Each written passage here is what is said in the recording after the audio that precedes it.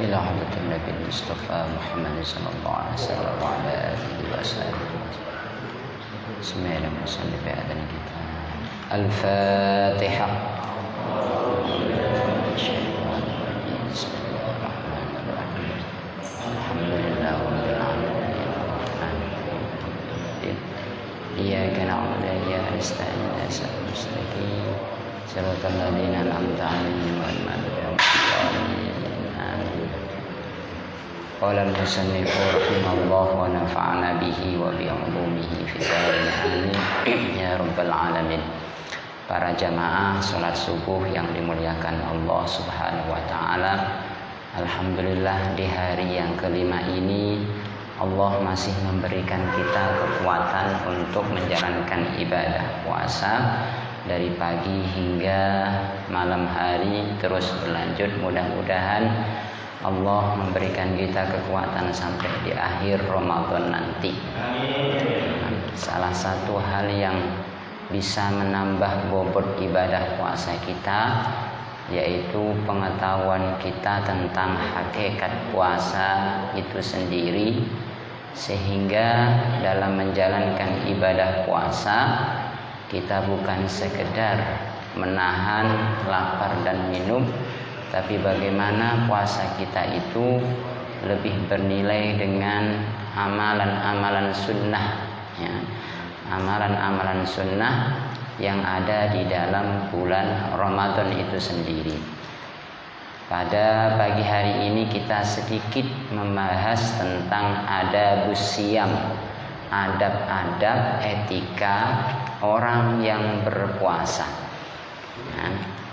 Yustahabbu lis-shaimi ayyura'iya fi siyamihi al-adab al-atiyah. Disunnahkan bagi orang yang berpuasa untuk menjaga adab-adab berikut ini. Nah, ini. Ya, memang puasa kita tanpa menjaga tata tertib puasa bisa jadi sah, tapi belum tentu berbobot. Apa adab-adab puasa? Kita disunnahkan yang pertama sahur, ya, makan sahur yang baru saja sudah kita laksanakan bersama dengan berjamaah. Wa qad ijtama'at al-ummatu 'ala istihbabihi.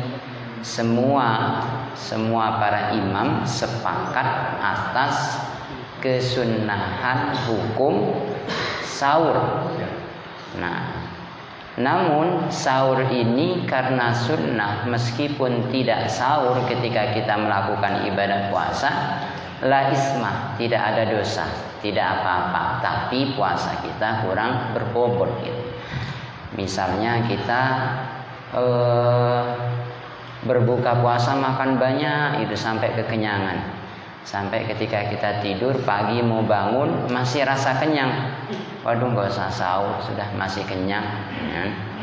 Jadi sahur itu bukan sekedar makan sampai kenyang, tapi ini keutamaan yang ada dalam puasa. Maka diriwayatkan dari Anas radhiyallahu anhu anna Rasulullah sallallahu alaihi wasallam qala, Rasulullah bersabda, tasahharu fa innas sahura barakatuh. Sahurlah kamu sekalian karena sesungguhnya di dalam makanan dan minuman sahur itu terdapat keberkahan. Ya.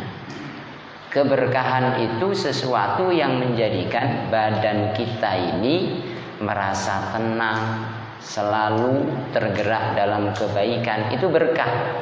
Ya. Jadi sedikit apapun makanan yang kita niatkan untuk sahur, itu nanti yang akan menggerakkan kita untuk selalu melakukan amaliyah ibadah, amal soleh selama kita berpuasa. Nah itu. Jadi bukan sekedar makan minum, tapi ada keberkahan, ada kebaikan di dalamnya. Nah, bahkan keberkahan puasa itu sangat terasa sekali, di antaranya yuqawwiyu shaima wa yunashituhu, membuat orang yang berpuasa itu kuat energinya. Jadi kuat. Beda kalau kita tidak sahur, lemas. Karena apa? Karena jasad tubuh kita itu juga punya hak gitu. Punya hak untuk apa? Untuk makan, untuk minum, ya. Dan kekuatan fisik kita juga didukung oleh makanan yang masuk ke dalam tubuh kita. Jadi Islam memberikan syariat ibadah sahur ini sebenarnya bukan hanya untuk diri kita, tapi untuk organ-organ tubuh kita ini. Tangan kita butuh otot untuk mengangkat. Nah, kekuatan itu bersumber dari suplai makanan. Ini dari sisi zahir, manfaat atau keberkahan sahur. Wa yunashituhu, sehingga kalau badan kita itu masih kuat, kita melakukan aktivitas apapun itu semangat, ada energi. Nah, namun masalah makan minum ini kalau terlalu banyak kadang bikin kita loyo, ngantuk dan seterusnya. Ya sahur sewajarnya, gitu. Mengikuti sunnah Rasulullah Sallallahu Alaihi Wasallam. Nah, sahur itu dikasih rit'am wa qalilihi. Bisa kita dengan makanan yang banyak ataupun sedikit, yang penting kita makan minum diniatkan untuk sahur. Walau bijur'ati ma'in, bahkan seteguk air satu kali minum itu bisa dikatakan sahur ketika kita niatkan untuk sahur. Nah, maka fala tad'uhu walau ayyajra'a ahadukum jur'ata ma'in. Jangan tinggalkan sahur ini meskipun itu hanya seteguk air. Nah, karena itu ada keberkahan di dalamnya. Makanan minuman sahur itu yang akan memberikan energi positif dalam tubuh dan jiwa kita. Nah, itu sahur. Makanya hikmah bulan Ramadan ini kan kadang di luar Ramadan kita jarang bangun sebelum subuh. Di bulan Ramadan itu hikmahnya ya membiasakan kita bangun di pagi hari. Kalau anak-anak ingin cerdas otaknya, dulu saya pernah dapat ijazah dari kiai saya dulu. Kalau ingin cerdas otaknya, cepat menghafal, ilmunya tidak cepat hilang, mandi sebelum subuh. Dari sisi kesehatan sehat, otak itu encer. Jadi mandi sebelum subuh. Nah, kalau bangunnya jam 4:30 ya nggak ada waktu sudah untuk mandi ya. Yang bagus tuh mandi paling lambat bangun itu jam 4 atau jam 3:30, mandi dulu, sholat, baru sahur. Itu fit, badan itu langsung sehat. Otak kita itu mudah menerima ilmu. Jadi bangun mandi basah semuanya, bukan mandi junub ya, tapi mandi untuk untuk menenangkan pikiran, memfreshkan tubuh kita. Dicoba anak-anak ini. Jadi mandi, ya kalau baru bangun langsung mandi, ngantuknya hilang, ya, badan fresh, otak encer, ilmu cepat masuk.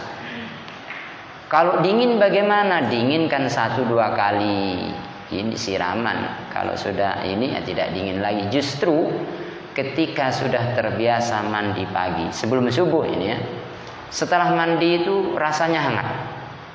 Coba ya. Kalau masih terlalu dingin ya manasin air di bak campur. Kalau sempat ya. Nah, ini untuk menjaga otak kita. Kapan waktu sahur? Waktu sahur itu mimuntasifil laili ila tulu'il fajri, mulai dari pertengahan malam. Ini yang sangat disunnahkan. Pertengahan malam itu sekitar jam 12. Ya, ini yang disunahkan jam 12 sampai menjelang waktu imsak atau menjelang waktu fajar. Kalau sahur habis sholat isya boleh enggak? Boleh, tapi kurang utama. Nah ini Jadi fa innallaha wa malaikatahu yusholluna 'alal mutasahhirin. Ini hikmah keberkahan waktu sahur. Karena Allah dan para malaikat itu mendoakan hambanya ketika dia sahur. Jadi kita ini ketika makan sahur itu Allah dan malaikat itu mendoakan kita, yusholluna 'alal mutasahhirin. Ya. Bayangkan kalau Allah dan malaikat yang berdoa, ya pasti diijabah. Artinya Allah dan malaikat mengharapkan kebaikan, keberkahan ketika orang sahur. Nah, itu. Kemudian yang kedua, adab atau yang disunnahkan dalam berpuasa. Yang pertama apa tadi? Makan sahur. Dan yang paling baik makan sahur itu takhir sahur, mengakhirkan sahur. Semakin akhir kita makan sahur, semakin bagus. Tapi jangan terlalu dekat dengan imsak. Sudah siap kopi, terlambat, ya, nggak terminum kopinya, apalagi pasangannya kopi belum diselesaikan, itu menyesal selama 1 hari itu. Siapa yang pernah kemarin malam itu? Ya. Tadi juga begitu. Ya.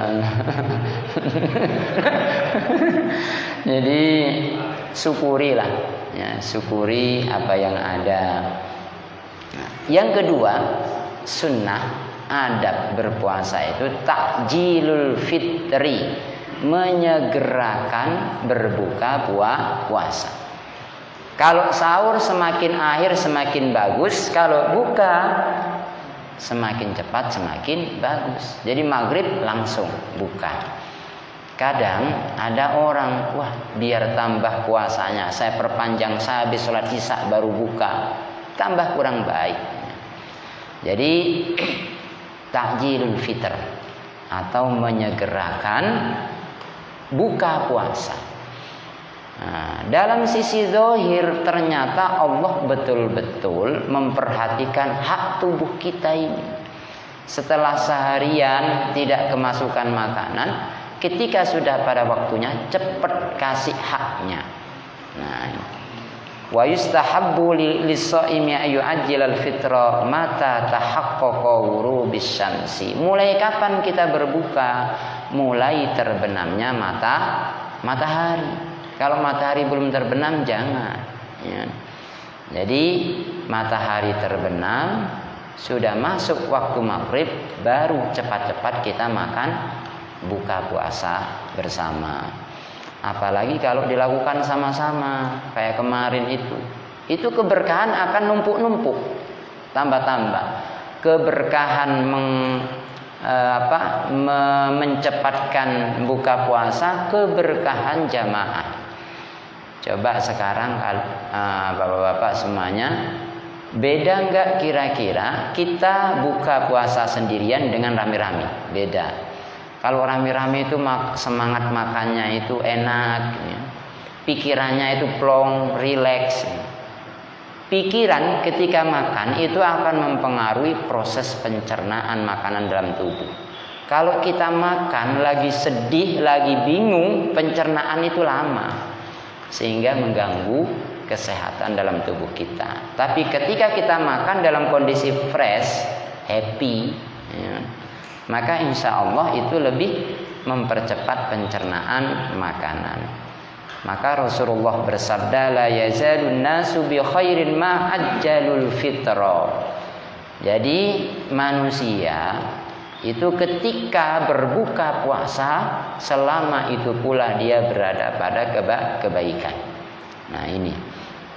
Jadi jangan, waduh biar puasanya saya tambah banyak pahalanya, nanti saya buka puasanya isya, tambah nggak baik gitu. Ya. Kalau sahur itu sunnahnya diakhirkan, kalau buka puasa diawalkan atau dipercepat. Wayam bagi dengan apa yang paling utama kita berbuka puasa, wayam bagi ayyakunal fitru ala rutobati witron. Nah, yang paling utama kita berbuka puasa itu dengan kurma basah. Ya, kalau nggak ada ya kurma kering. Ya, kurma basah, kalau nggak ada kurma kering. Witron, kita makan kurma dalam jumlah yang ganjil, 1 atau 3 atau 5, 7, tapi jangan terlalu banyak-banyak. Cukup 1 saja sebagai syarat untuk meraih keutamaan.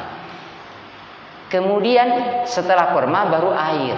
Nah, karena di sini tidak banyak kurma seperti di Mekah, di Madinah, kira-kira ya gantinya snack lah gitu. Tapi karena di hadis Rasulullah itu kurma, berarti ada rahasia di balik buah kurma itu. Makanya yang giliran penyedia buka puasa, kalau bisa, kalau ada, usahakan menyediakan kurma, biarpun itu cukup dibagi 1 biji saja, supaya mendapatkan keutamaan. Kurma itu 1 tempat berapa nih? 30.000 ada apa?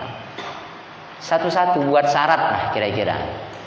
Sehingga di piring kecil yang ada kue beberapa potong itu ada kurmanya, meskipun 1. Coba kita biasakan mulai besok. Kalau ada di pasaran, kalau nggak ada ya nggak apa-apa. Kalau ada, supaya kebaikan kita itu bertambah itu. Nah, kalau ada kurma, makan kurma dulu, baru air. Fa'il lam yajid fa'alan ma'i. Kalau sudah tidak ada kurma, tidak ada kue, tidak ada es, air pun cukup untuk berbuka puasa. Maka Rasulullah bersabda, "Idza kana ahadukum shaiman falyuftir 'ala tamar." Nah, ketika engkau puasa maka berbukalah dengan kurma. Fa illam yajid tamar fa'alal ma. Kalau sudah tidak ada kurma lagi baru dengan air. Fa innal ma'a tahura. Ini tips cara berbuka puasa yang baik yang dicontohkan oleh Rasulullah sallallahu alaihi wasallam. Kemudian adab atau sunnah puasa yang ketiga, yang pertama apa tadi? Mengakhirkan sahur. Yang kedua apa? Mengawalkan buka puasa. Yang ketiga ad-du'au indal fitri wa asna as-siyam.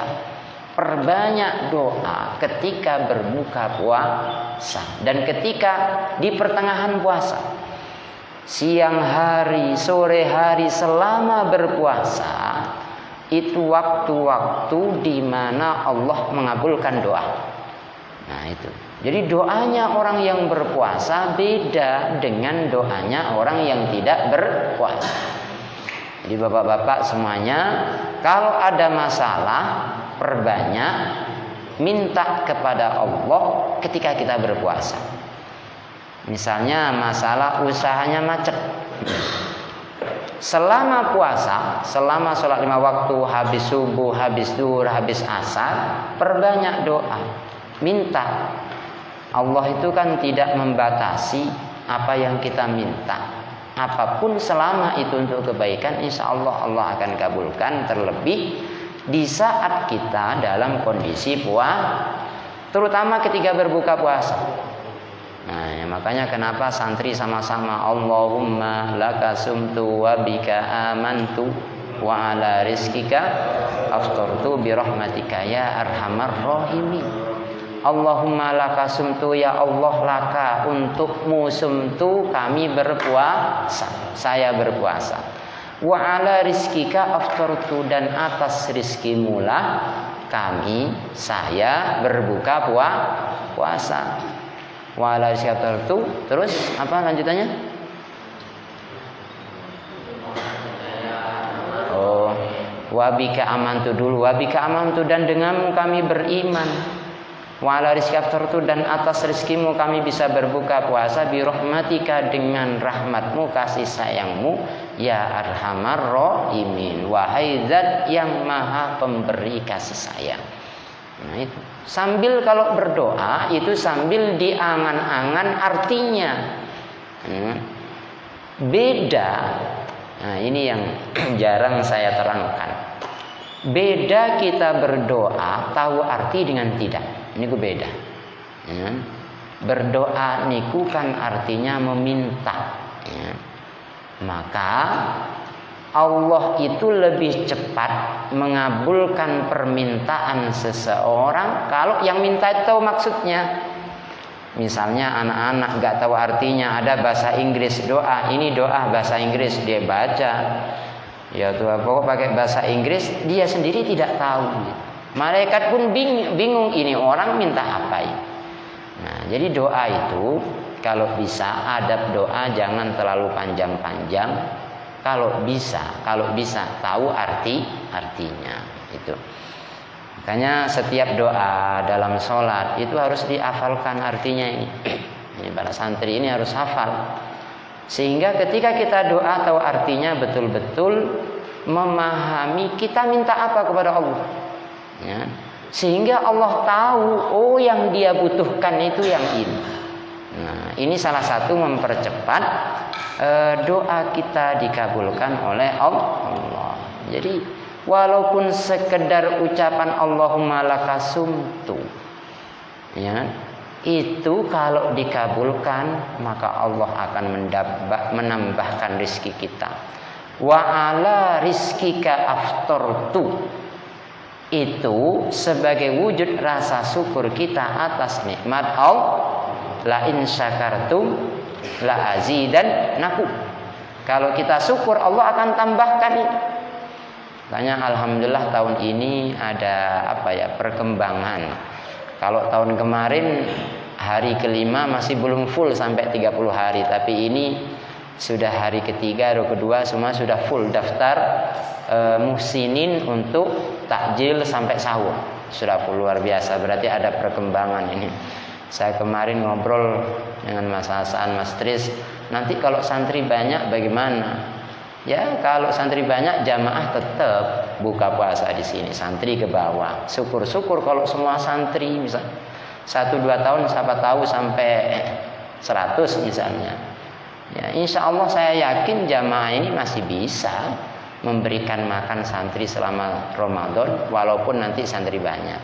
Sekarang saja dalam 2-3 hari sudah selesai 30 bulan, bahkan masih ada yang menyusul. Ini berarti tanda-tanda keberkahan yang kita rasakan. Sehingga orang itu kalau sudah semangat, tanya Pak Haji Bakyo itu, nyumbang itu udah nggak mikir-mikir udah. Kalau ada semangat, mudah-mudahan sedikit rezeki yang kita sumbangkan untuk anak-anak kita, jamaah kita ini diberkahi oleh Allah, ya. Sehingga berkah usaha kita, berkah keluarga kita. Apalagi kalau cerita keutamaan memberikan makanan di bulan suci Ramadan itu bisa jadi kita nggak punya uang, hutang untuk memberi makan orang yang berpuasa. Bayangkan tadi kemarin gilirannya siapa? Ya, Mas Yudi dengan teman-teman misalnya. Berapa orang makan? 50 lebih kemarin buka puasa ya. 50 lebih bapak-bapak sama ibu-ibu itu. Berarti Mas Yudi dapat pahala puasanya 50 lebih orang. Nah, itu ya. Nggak ada apa-apanya 1 juta, 2 juta pun nggak ada apa-apanya dibandingkan balasan yang diberikan oleh Allah. Nah, ini memotivasi saja. Tapi kalau kita beribadah niatnya hanya karena Allah, urusan diterima tidaknya kita serahkan semuanya kepada Allah. Yang terakhir Rasulullah bersabda, salah satu la turaddu da'watuhum. Ini hati-hati. Ada 3 orang, 3 kelompok yang doanya turaddu. Ya, la turaddu, tidak akan pernah ditolak oleh Allah. Pasti dikabulkan, cepat atau lambat. Doa 3 orang. Apa itu? Yang pertama, as-shaimu hatta yuftira. Doanya orang yang berpuasa sampai dia batal puasa. Sekarang kita sudah berpuasa ya. Sampai sore, sampai maghrib, doa kita itu dikabulkan oleh Allah. Kalau tidak cepat, ya lambat. Karena Allah mengabulkan doa itu sesuai dengan apa yang terbaik atau kebutuhan kita. Ini yang harus kita sadari semua. Kita doa itu kadang sesuai kemauan kita. Maunya kita ingin cepat kaya, ingin cepat punya anak yang soleh. Tapi Allah memberikan sesuatu itu sesuai kemampuan kita dalam menerima sesuatu itu. Jadi yakin doanya orang yang berpuasa pasti diterima. La turaddu, tidak akan ditolak doa orang yang sedang berpuasa. Makanya selama Ramadan ini masih ada 25 hari. Apa hajat kita dunia akhirat, perbanyak sampaikan kepada Allah di saat siang hari sampai sore hari. Insya Allah Allah akan kabulkan. Tapi yang tahu diri, kita melakukan kewajiban belum seberapa, tapi minta terus sama Allah, ya nggak apa-apa sih. Tapi perasaan, kata Allah, ini hamba satu ini, perintah yang satu belum dilaksanakan, masih minta lagi. Nah, kadang doa kita itu tertahan karena masih banyak kewajiban yang belum kita tunaikan. Nah, ini tanpa kita sadari ini. Kan kita doa bukan ingin cepat kaya saja, ya. Kita doa supaya sehat, kita doa supaya anak kita enak diatur, dan seterusnya dan seterusnya. Yang kedua, orang yang tidak tertolak doanya, kok hilang. Wal imamul adil, imam yang adil. Ini susah ini sekarang ini. Pemimpin, imam di sini bukan imam sholat, tapi lebih pada imam pemerintahan. Imam yang adil itu doanya tembus ke langit dan la turaddu, tidak akan tertolak doanya, diijabah oleh Allah.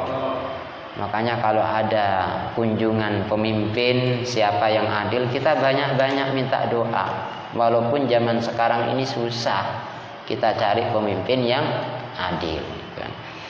Tapi tidak menutup kemungkinan masih ada di muka bumi ini pemimpin-pemimpin yang masih adil, ya. Dan yang ketiga, doa la turaddu, doa yang tidak tertolak. Wal mazlumu, ini yang saya bilang tadi, hati-hati. Orang yang terzolimi, orang yang teraniaya, doanya tidak akan ditolak oleh Allah. Misalnya, pernah enggak kita ini barang hilang, HP hilang, saking jekelnya mendoakan, ya Allah yang nyuri HP saya, cilaka dia cepat-cepat. Kadang pernah nggak kejadian begitu? Kita mendoakan orang yang sudah menganiaya kita, mendoakan tidak baik maksudnya. Hilang laptop misalnya, saking jekelnya, ya Allah, apalah yang tidak baik buat itu. Doa orang yang terdolimi itu makbul, diterima oleh Allah. Walaupun yang baik tetap mendoakan kebaikan gitu, tapi susah. Tapi seandainya kita menganiaya orang, lalu orang itu berdoa kepada Allah, maka Allah akan mengabulkan doanya. Siapapun itu, mau yang beriman atau tidak, ketika kita menganiaya pada orang itu, lalu orang itu mendoakan kepada kita, maka doa itu akan tembus, tidak akan terhalang. La turaddu. Makanya jangan kita berhati-hati, jangan sampai kita mendolimi orang. Kadang anak-anak ini jengkel ke temannya, diam-diam dia mendoakan, mudah-mudahan dia itu sakit perut. Nah, itu jangan. Ya. Karena doa ketika orang sakit hati, ya, itu akan diterima. Ya putra, temannya habis gara-gara sabunnya disembunyikan, ya doakan yang baik. Ya Allah, ya, biarlah dia kasih sembunyi sabun saya, mudah-mudahan Engkau berikan aku ganti yang lebih banyak, yang lebih baik. Insya Allah dikabulkan. Jadi minimal kalau kita tidak bisa mendoakan kebaikan untuk orang lain, kita doakan kebaikan untuk diri sendiri. Ya. Maka apapun yang orang lain lakukan kepada kita, ketika kita mendoakan kebaikan tidak ada kerugian di dalamnya. Ya. Jadi jangan kita sekali-kali berbuat aniaya terhadap orang lain, karena bisa jadi kalau orang lain itu jengkel, dia mendoakan yang tidak baik kepada kita. Fala'iyadzubillah, kita berlindung kepada Allah. Paling tidak 3 hal ini yang harus kita lakukan supaya menambah bobot pahala puasa kita. Kita mengakhirkan sahur, mempercepat buka puasa, dan berdoa. Perbanyak doa selama kita dalam keadaan puasa. Doa itu banyak, bisa dengan sholat, bisa dengan baca Al-Quran, bisa dengan istighfar, dan seterusnya dan seterusnya. Mudah-mudahan sedikit ini ada manfaatnya, dan mudah-mudahan puasa kita bernilai untuk diri kita, keluarga kita, jamaah kita, dan untuk orang banyak. Amin ya rabbal alamin. Wallahu a'lam bishawab. Wallahu muwaffiq ila aqwamit thoriq. Assalamualaikum warahmatullahi wabarakatuh.